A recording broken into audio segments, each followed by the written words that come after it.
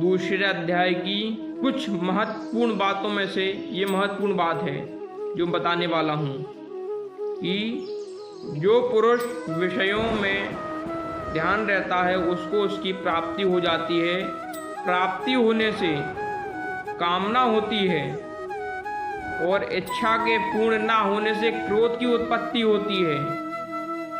क्रोध से अविवेक होता है और अविवेक से स्मरण शक्ति नष्ट हो जाती है और जिसकी स्मरण शक्ति का नाश हुआ वह विनाश को प्राप्त होता है।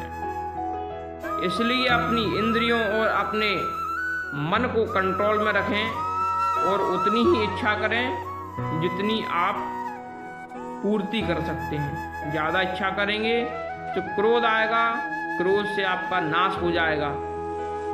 यह पूर्णतः सत्य बात है।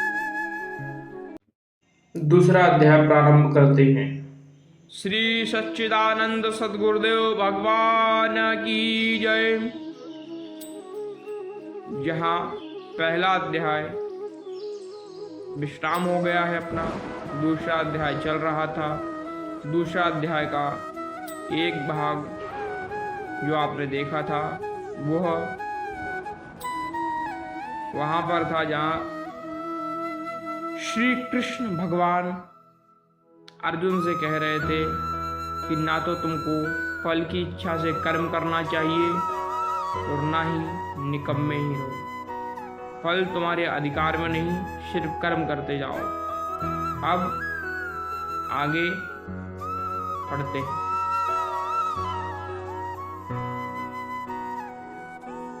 यही कर्म ज्ञान है कि कर्म करते जाओ, फल तुम्हारे अधिकार में नहीं। इस बुद्धि योग सहित कर्म से अन्य कर्म अत्यंत हीन है। इसलिए तुम बुद्धि योग का आश्रय ग्रहण करो। फल की इच्छा रखने वाले निकृष्ट होते हैं। जो फल की इच्छा करते हैं वो निकृष्ट लोग होते हैं। निष्काम कर्म करने वाला पुरुष ईश्वर कृपा से संसार में सुकृत तथा दुष्कृत इन दोनों ही का त्याग कर देता है। इसलिए तुम निष्काम कर्म में प्रवृत्त हो। कर्म फल को त्याग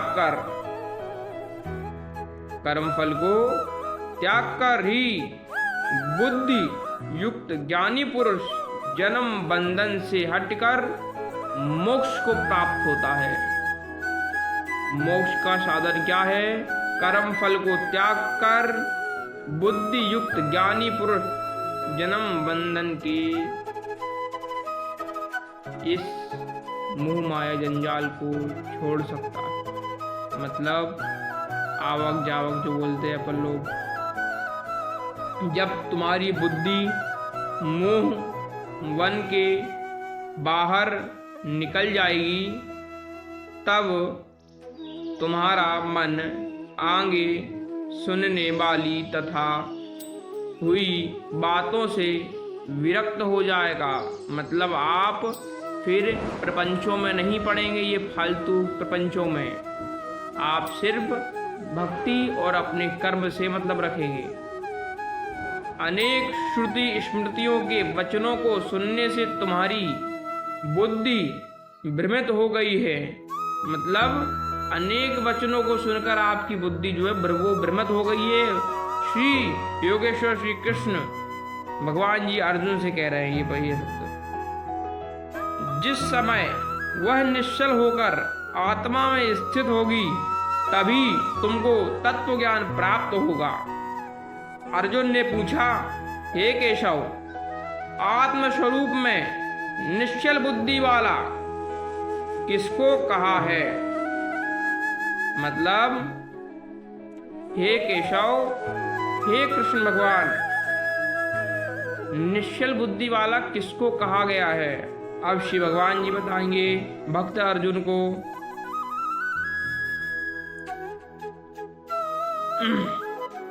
श्री कृष्ण जी बोले, हे अर्जुन, जो महापुरुष मन की सब कामनाओं को त्याग देता है और अपने आप में ही प्रसन्न रहता है, उसको निश्चल बुद्धि कहते हैं। दुख में किसके मन को खेद नहीं होता और सुख में किसको आसक्ति नहीं और प्रीति नहीं होती।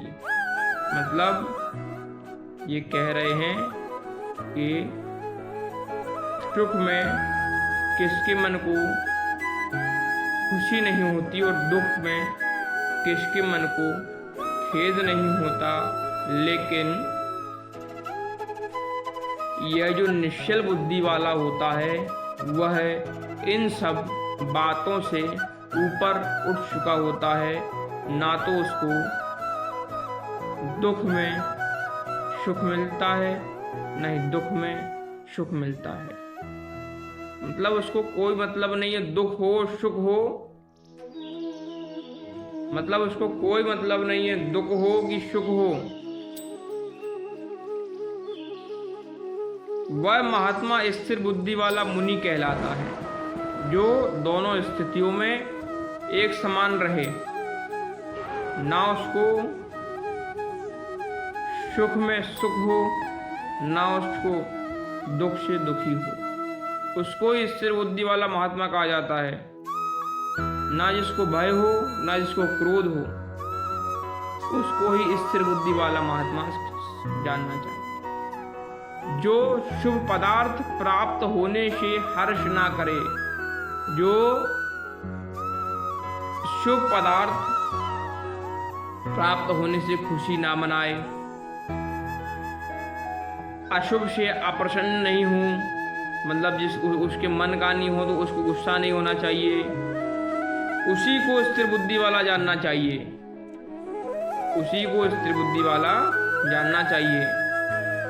और कछुआ जैसे अपने अंगों को सिकोड़ लेता है, उसी तरह जो अपनी इंद्रियों को विषयों से हटाता है उसी को स्थिर बुद्धि जाननी चाहिए। मतलब जो अपनी सारी इंद्रियों को, काम वासनाओं को, जितनी अपनी इंद्रियां उनको एकत्रित करके, जैसे कछुआ अपने अंगों को सिकोड़ लेता है, वैसे जो सिकोड़ लेता है मतलब थाम लेता है, उसको ही स्थिर बुद्धि वाला जानना चाहिए।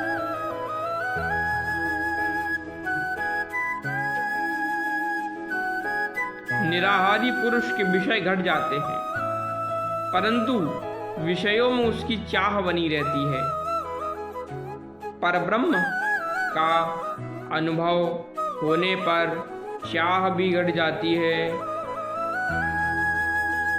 हे अर्जुन, मोक्ष में प्रत्यक्ष करने वाले विद्वान व्यक्ति को भी प्रबल इंद्रिय बलात्कार से उसके मन को जीत लेती है।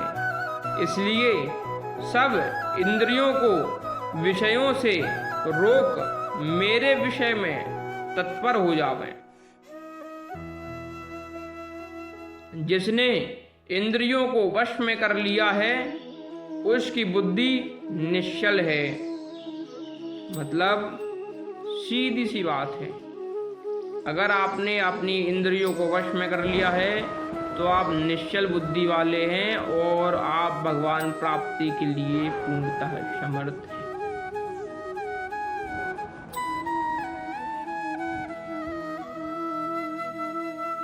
जो पुरुष विषयों के ध्यान में रहता है उसकी प्राप्ति हो जाती है। देखिए आप, मतलब जो जैसे कि घर में नॉर्मली देखने को मिलता है कि एक ही बात को वो भले ही सही हो कि गलत हो बार बार बोली जाती है, तो आदमी जिस साफ साफ लिखा है, जो पुरुष जिस विषयों का ध्यान करता है उसको उसकी प्राप्ति हो जाती है। अगर आप गलत का बार बार ध्यान करोगे तो आपको गलत की प्राप्ति निश्चित होगी। इसके लिए गलत ना सोचें।